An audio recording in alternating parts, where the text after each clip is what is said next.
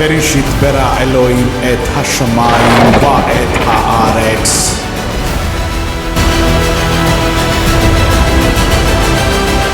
Then you will know the truth, and the truth will set you free.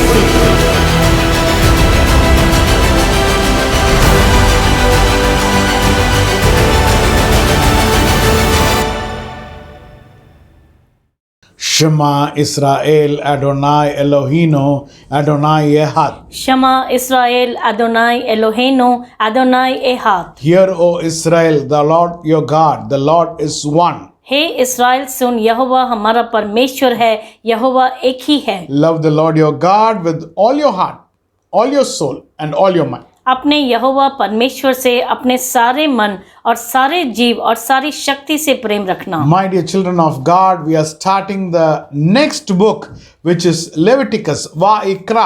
मेरे प्रिय परमेश्वर की संतान, आज हम नई पुस्तक को आरंभ कर रहे हैं और वह है वाइक्रा। Va'ikra means and he called.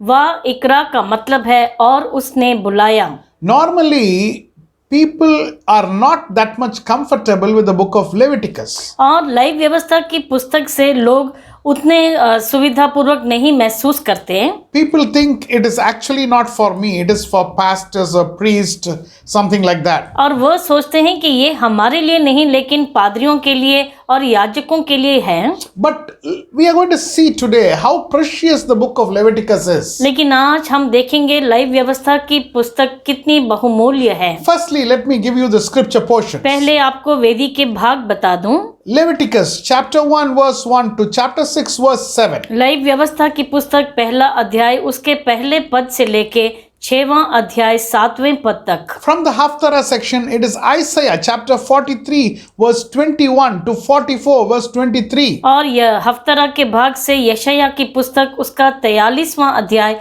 21वें पद से लेके 44वां अध्याय 23वें पद तक। And from Beth Hadisha, it is Romans chapter 8 verse 1 to 13. और ब्रेथ हदिशा से रोमियो की पुस्तक 8वां अध्याय पहले पद से लेके 13वें पद तक। Glory be to God. परमेश्वर की महिमा हो। Let us read Leviticus chapter 1 verse 1. लय व्यवस्था की पुस्तक उसका पहला अध्याय पहले पद को पढ़ेंगे। Now the Lord called to Moses and spoke to him from the tabernacle of meeting, saying, यहोवा ने मिलाप वाले तंबू में से मूसा को बुलाकर उससे कहा। Vaikra means and he called. वाइक्रा का मतलब है और उसने बुलाया। Have any time you have seen a sentence starting with and? क्या कभी आपने किसी वाक्य को और से शुरू होता हुआ देखा है? Can a new book start with a letter and? क्या कोई नई पुस्तक इस शब्द और से शुरू हो सकती है? And God called out. और उसने बाहर बुलाया। God is calling Moses. मूसा को बुलाते हैं ईश्वर। And he called means before when did he call? और उसने बुलाया, इसका मतलब इसके पहले कब बुलाया? Now God has already called Moses. परमेश्वर ने पहले से मूसा को बुला लिया था। Firstly, he called in the burning bush. पहले उन्हें जलती झाड़ी में से बुलाया। Secondly, he is calling Moses to come up to Mount Sinai. और दूसरी बार सिनाई पर्वत पर उन्हें बुलाया मूसा को। Now, and God is calling out. और अभी कहते हैं और परमेश्वर ने बुलाया। Now, this time he is calling to write the book of Leviticus. इस बार उन्हें बुलाते हैं लय व्यवस्था की पुस्तक लिखने के लिए। Now, God has separated Moses to lead the people. और परमेश्वर ने मूसा को अलग किया कि लोगों की अगुवाई करने के Now, लिए। finally, when God is calling him, he is running away. और जब परमेश्वर उन्हें बुलाते हैं, वह भागना चाहते हैं। Glory be to God. परमेश्वर की महिमा हो। Now, in this Torah study, firstly, we are going to see the preparation for the heart. और इस तोरा के मनन में पहली बात जो देखेंगे वह है हृदय की तैयारी। If we just look at the book of Leviticus, और अगर लय व्यवस्था की पुस्तक को हम देखते it हैं, talks about killing of animal.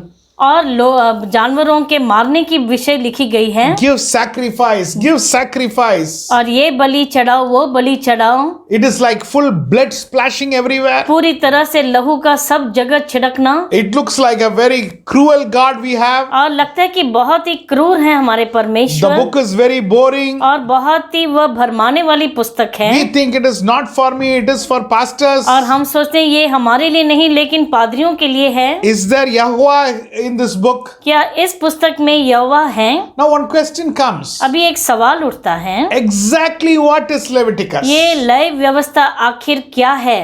The answer is उसका उत्तर है, Leviticus is the heart of Torah. लय व्यवस्था तोरा का हृदय है। God makes an extreme effort to bring people to holiness. और परमेश्वर अत्यधिक प्रयास करते हैं लोगों को पवित्रता में लाने के लिए। It is indeed an happy book. और वह एक बहुत ही खुशी की पुस्तक है वो, From the Hebraic perspective. और इब्रानी दृष्टिकोण से। Now Jewish wisdom says that the Jewish people will give the book of Leviticus to the child first. That is when the child starts reading.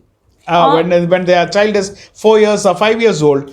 First the book of Leviticus is given to the child. और यहूदी का ज्ञान ये कहता है कि एक बच्चा जब पढ़ना शुरू करता है उसको पहली पुस्तक जो दी जाती है वह है लय व्यवस्था की पुस्तक। In this book the word Elohim is not mentioned. इस पुस्तक में एलोहीम का जिक्र नहीं है। The word blood comes at least 70 times in this book. और ये शब्द लहू 70 बार आता है इस पुस्तक में। After 3,000 people died in the book of Exodus. और 30,000 लोगों के मरने के बाद निर्गमन की पुस्तक में। Now this book is just like a new beginning. और ये पुस्तक एक नई शुरुआत के समान है। So far Egyptians were also coming. और यहाँ तक मिस्री भी आ रहे थे। But now it is only the children of God. लेकिन अब सिर्फ परमेश्वर की प्रजा है। Glory be to God. परमेश्वर की महिमा हो। Now God is telling, bring sacrifice. परमेश्वर कहते हैं कि तुम बलिदान लेकर आओ। What is it called? It is called korban. उसे क्या कहते हैं? उसे कुर्बान कहते हैं।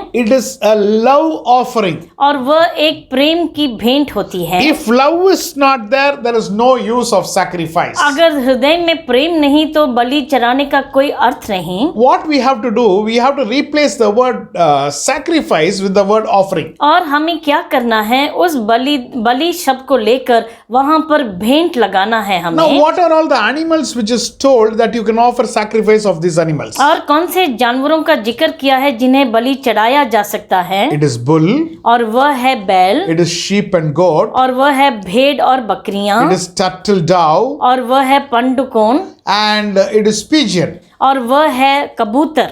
Now the nature of these animals itself, it is very simple. और ये जो जानवर है इनके स्वभाव बहुत ही और या गुण बहुत ही साधारण है। If we take turtle dove, normally it lives with a companion only. और अगर पंडुकों को हम लेते हैं तो वह हमेशा एक साथी के साथ ही रहता है। God is not telling you have to bring a lion or tiger and give me sacrifice. परमेश्वर यूं नहीं कहते कि तुम्हें शेर या बड़े किसी जानवर को लाकर बलि चढ़ाना है। The nature of the animals itself is very irritating. और उनका जो स्वभाव होता है वही बहुत ही बुरा होता है। So God is telling the animals which based on their nature. और परमेश्वर ऐसे जानवरों की जिक्र करते हैं जिनका स्वभाव बहुत ही कोमल है। How is my offering different from the pagan offering? और जो मूर्ति पूजक के जो भेंट है और मेरी भेंट में क्या अंतर है? Now if it is a pagan offering, और अगर वह मूर्ति पूजक की भेंट है, they just give God to get some favor. और वह परमेश्वर को इसलिए देते हैं ताकि उनसे कुछ बदले में मिले सकें। But here I give to God not just to get a favor out of love. लेकिन यहाँ पर मैं देता हूँ ईश्वर को ना कि कुछ बदले में अपेक्षा करके परंतु अपने प्रेम के कारण। Leviticus chapter 1 verse 2.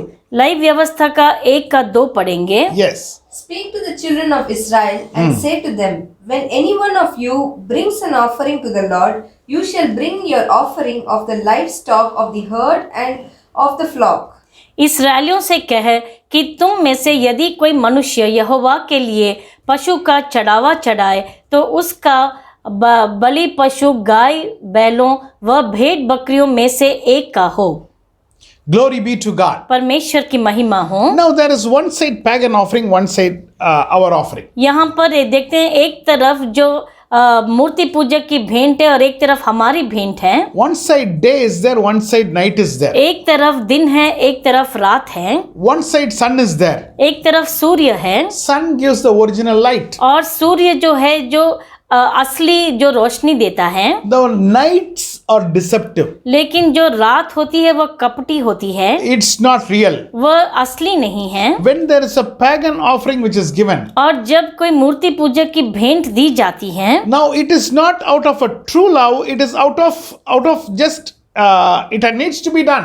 और वह सच्चे प्रेम के खातिर नहीं, लेकिन ऐसे ही किया जाता है। But what is God saying in Leviticus 1:2? लेकिन परमेश्वर लय व्यवस्था के 1:2 में क्या कहते हैं? When anyone among you brings an offering, यदि आप में से कोई मनुष्य चढ़ावा लेकर आए, when anyone among you brings और जब कोई लेकर आए out of his own will, अपनी इच्छा से, glory be to God. परमेश्वर की महिमा हो। Now let us turn our Bible to the book of Isaiah chapter 43 verse 23 and 24. और यशायाह का 43वां अध्याय उसका 23 और 24 पढ़ेंगे। Yes. You have not brought me sheep for burnt offering, nor honored me with your sacrifices.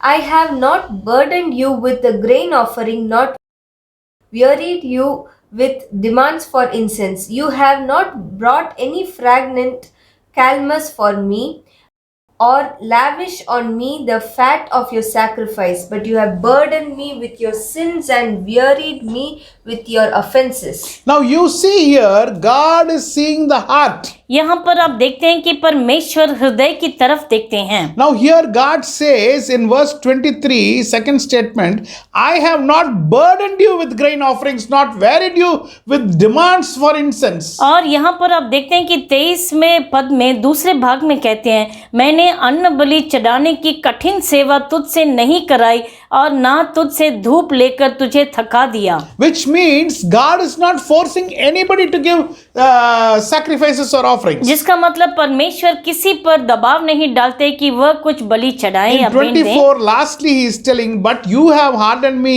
with your sins and wearied me with your offenses. और 24 के दूसरे भाग में कहते हैं कि तुमने अपने पापों के कारण मुझ पर बोझ लाद दिया है और अपने अधर्म के कामों से मुझे थका दिया है। Glory be to God. परमेश्वर की महिमा हो। My dear child of मेरे God, प्यारे ईश्वर की संतान, our offerings should be voluntarily. और हमारी जो भेंट होनी है वो है अपने हृदय से आनी चाहिए। Our God is a very gentle God. हमारे परमेश्वर जो बहुत ही कोमल स्वभाव के। In Revelation he says, I am knocking at the door. If anyone hears me and opens the door, I will come in and dine with them. और प्रकाशित वाक्य में ऐसा कहते हैं कि मैं आके दरवाजे पर खटखटाता हूँ, अगर कोई मेरी आवाज सुनकर दरवाजे को खोले तो मैं अंदर आकर उसके साथ भोजन करूंगा। God doesn't force himself. परमेश्वर अपने आप को किसी पर जोर नहीं लगाते। But the question for us, you and me is, लेकिन आपके लिए और मेरे लिए ये सवाल है, do we love God? क्या हम परमेश्वर से प्रेम करते हैं? We give a gift to somebody whom we love. हम भेंट उसको देते हैं जिसे हम प्रेम करते हैं। So do we love God? क्या हम ईश्वर से प्रेम करते हैं? Glory be to God. परमेश्वर की महिमा हो। Now Jesus is in every verse of Leviticus. लय व्यवस्था का हर एक पद में यीशु मसीह हैं। Now you will be able to see Jesus in sacrifice. और बलिदान में यीशु मसीह को देखते हैं। Every feast is Jesus. हर एक पर्व में यीशु मसीह हैं। Every law is Jesus. हर एक व्यवस्था में यीशु हैं। Shabbat is Jesus. शबात यीशु हैं। And tabernacle is Jesus. और मिलाप वाले तंबू भी यीशु हैं। Glory be to God. परमेश्वर की महिमा हो। Now the ultimate sacrifice which happened was Jesus giving his life for you and me. और जो आखिरी बलिदान हुआ था वो था यीशु मसीह का अपना जीवन हमारे लिए देना, Which works for the cleansing of your sins and my sins. आपके और हमारे पापों के शुद्धिकरण के लिए वह होता है। So what happened in Leviticus is just a shadow of what is going to happen in reality, which was Jesus Christ offering himself. और लय व्यवस्था में जो दिखाया गया है वह उसको प्रकट करता है जो होने वाला है उसके बाद में, और वह है यीशु मसीह का अपने आप का बलिदान देना। Let us turn our Bible to the book of Leviticus chapter 1 verse 11. लय व्यवस्था का 1:11 हम पढ़ेंगे। Yes. He shall kill it on the north side of the altar before the Lord, and the priests, Aaron's son, shall sprinkle its blood all around the altar. और वह उसको यहोवा के आगे वेदी की उत्तर वाली अलंग पर बलि करे और हारून के पुत्र जो याजक हैं वे उसके लहू को वेदी की चारों अलंगों पर छिड़कें। Now, if we see Psalms 48:2, अगर हम भजन 48 का 2 लेते हैं, yeah, Beautiful in elevation, the joy of the whole earth is Mount Zion on the sides of the north, the city of the great king. सियोन पर्वत ऊंचाई में सुंदर और सारी पृथ्वी के हर्ष का कारण है। राजाधिराज का नगर उत्तरी सिरे पर है। in Leviticus we are seeing that the slaughter needs to be taking place in the north side, और हम देखते हैं लय व्यवस्था में कि जो भी बलि चढ़ाई जाती है वह उत्तरी अलंग पर होता है। but in Psalms we are seeing that in the north side is Mount Zion. लेकिन यहाँ पर भजन 48 में देखते हैं कि उत्तरी दिशा में सियोन पर्वत है, Which is the same place where Jesus was crucified. और वही स्थान जहाँ पर यीशु मसीह को क्रूस पर चढ़ाया गया। So we see a parallel between Leviticus and the exact crucifixion of Jesus Christ. और लय व्यवस्था में और यीशु मसीह के क्रूसीकरण में हमें वहां पर एक तुलना देखते हैं। Now let us again see Leviticus chapter 1 verse 15. अभी लय व्यवस्था का 1:15 हम पढ़ेंगे। Yes. The priest shall bring it to the altar, wring off its head, and burn it on the altar. Its blood shall be drained out at the side of the altar. याजक उसको वेदी के समीप ले जाकर उसका गला मरोड़ के सिर को धड़ से अलग करे और वेदी पर जलाए और उसका सारा लहू उस वेदी की अलंग पर गिराया जाए। The blood which is coming out of the sacrifice from the head, और जो सर के बलि से जो लहू निकलता है which has to be put in the altar. और उसे वेदी पर चढ़ाना है। When Jesus was crucified, और जब यीशु मसीह क्रूस पर चढ़े a crown of thorns was kept on his head, और एक कांटों का मुकुट उनके सर पर रखा गया and it was hit hard so that the blood is poured on the altar. और इतनी जोर से उस पर मारा गया कि उनका लहू आकर वेदी पर गिरने लगा। Glory be to God. परमेश्वर की महिमा हो। Let us read Leviticus 1:16. लय व्यवस्था का 1:16 पढ़ेंगे। And he shall remove its crop with its feathers, and cast it beside the altar on the east side into the places of for ashes. और वह उसका ओझर मल सहित निकालकर वेदी की पूरब की ओर से राख डालने के स्थान पर फेंक दे। Now you see here that the feathers of the sacrifice has to be pulled out, and that is what is written in Leviticus. और लय व्यवस्था में लिखा है कि उसके जो मल है उसको भी निकालकर उसके बलिदान के समय उसे अलग किया जाता है। When Jesus was to be crucified, और जब यीशु मसीह का क्रूसीकरण हुआ his beard was pulled out. उनकी दाढ़ी को इतनी जोर से खींचकर निकाला गया His beard was pulled out. और उनकी दाढ़ी को खींचा गया। Jesus underwent that pain and agony. यीशु मसीह ने उस पीड़ा को और दर्द को उठाया।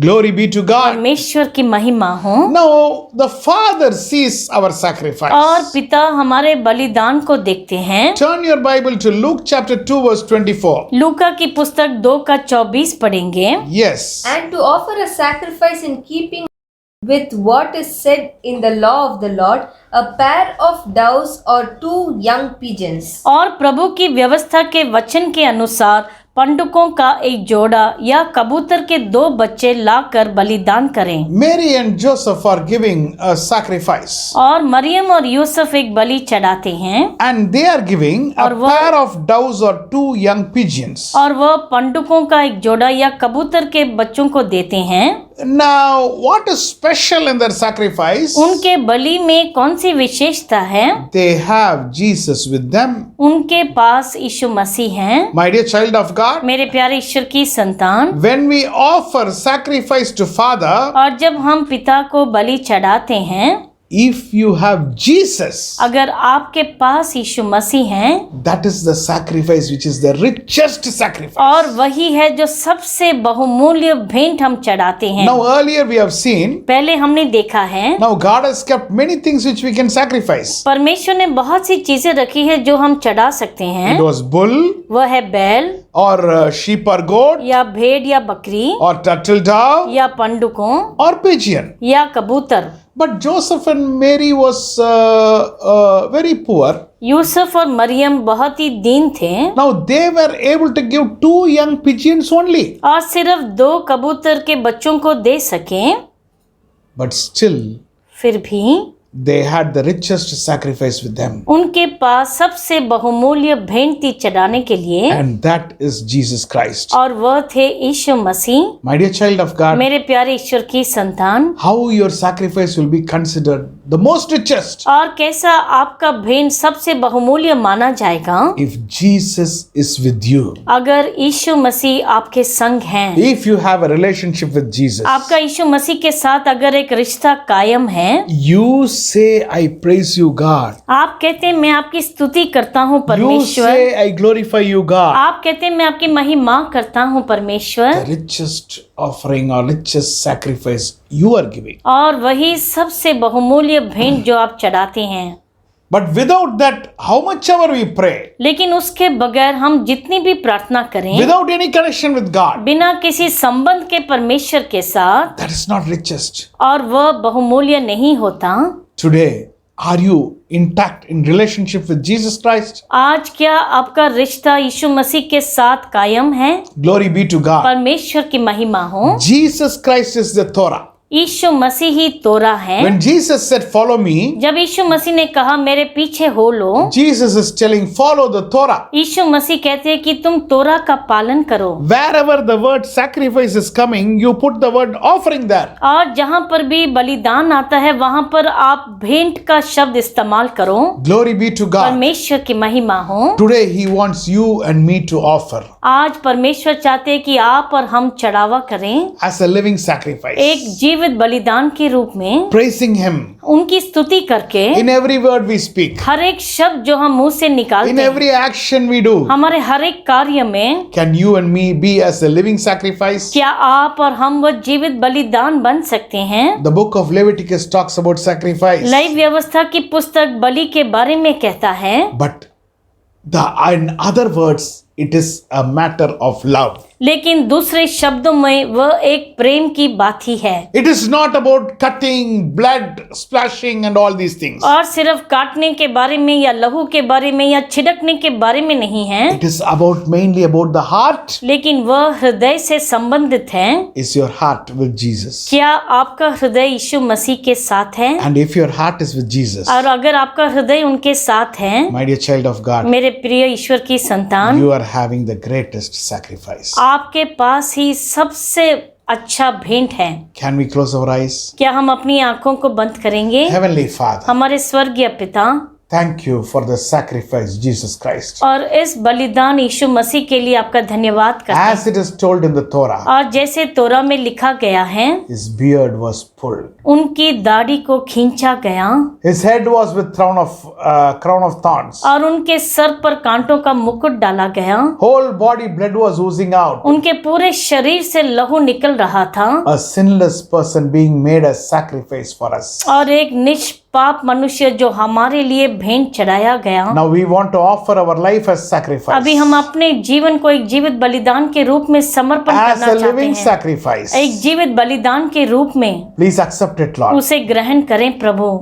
Forgive all our sins and transgressions. हमारे सब पापों को, कमियों को आप क्षमा करें। Bless the children who are seeing this. जो भी इसे देख रहे हैं उन बच्चों को आप आशीष करें। Forgive all of our sins and transgressions. Lord. हमारे सब पापों को और घटियों को क्षमा करें। Let our lives be as a living sacrifice. हमारे जीवन एक जीवित बलिदान के रूप में रहें। In Jesus' matchless name we pray unto thee, Father. यीशु मसीह के नाम से हम मांगते हैं। Amen. Amen, Amen. Amen. Praise the Lord. जय मसीह की। My dear children of God, मेरे प्यारे ईश्वर की संतान, offer your life as a living sacrifice. अपने जीवन को एक जीवित बलिदान के रूप में चढ़ाएं। When Jesus is with you, जब यीशु मसीह आपके साथ हैं, your sacrifice is the richest. आपकी भेंट ही सबसे बहुमूल्य है। God bless you.